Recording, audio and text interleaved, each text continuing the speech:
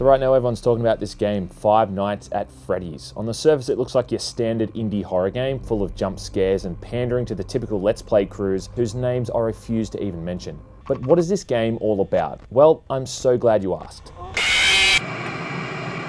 Developed by a dude named Scott Cawthon, it's a simple point and click game played from a first person perspective, with visuals reminiscent of adventure games from the late 90s, and a central focus on horror.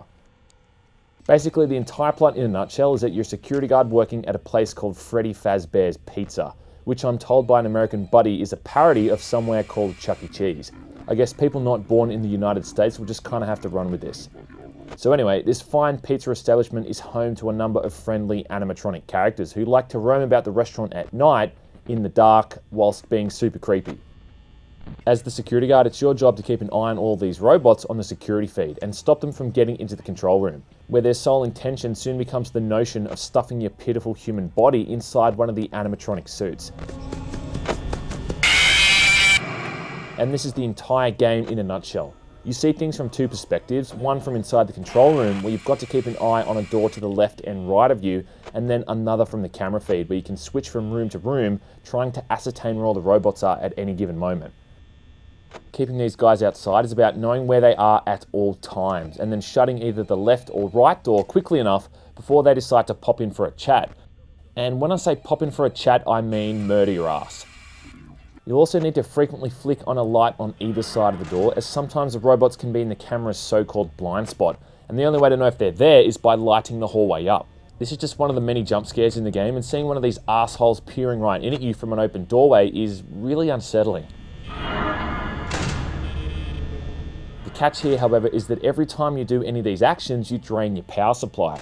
Now you've got to survive for 5 nights with 6 hours each shift, and you have to ration your power properly or else you'll end up with a blackout, turning yourself into a sitting duck.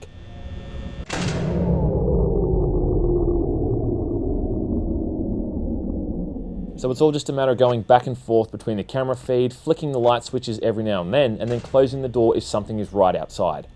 Each of these robots has a pattern or method that you'll need to become familiar with, and once you've figured out just what this is, which I won't spoil, the game becomes a bit less relentless, but not any less horrifying.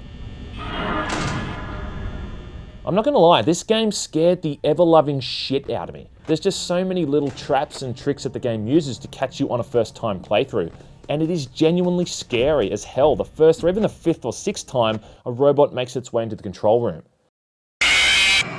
Somewhat forgivingly when you do die, which you will die, the game at least lets you restart from the current night instead of back from day one, which is a nice touch.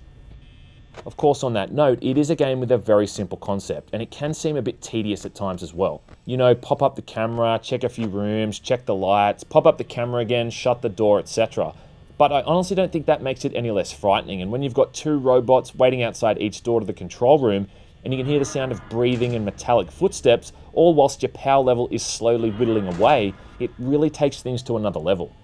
So at the end of the day, I've got 2 suggestions. 1, check out the demo available for free and see if this is something that's up your alley. And number 2, if it is, avoid watching any gameplay footage online and just explore the game for yourself. There are so many things I wanted to say in this review, but I didn't for fear of giving them away. And at the end of the day, whilst the gameplay is extremely simple and even somewhat dated, the first time you play through it, it really is a fantastic horror experience. And the general concept and theme is something that I don't think has ever been done within the genre. Or at least not this well.